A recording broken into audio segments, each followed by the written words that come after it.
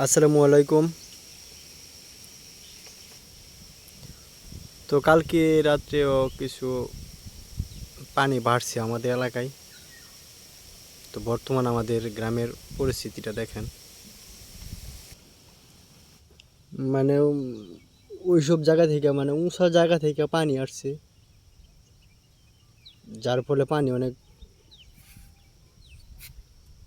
বেশি।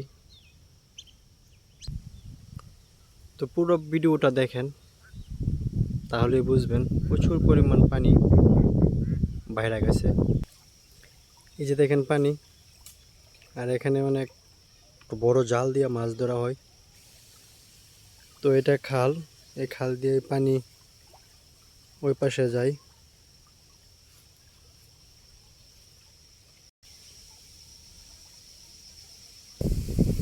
এই যে দেখেন পানি,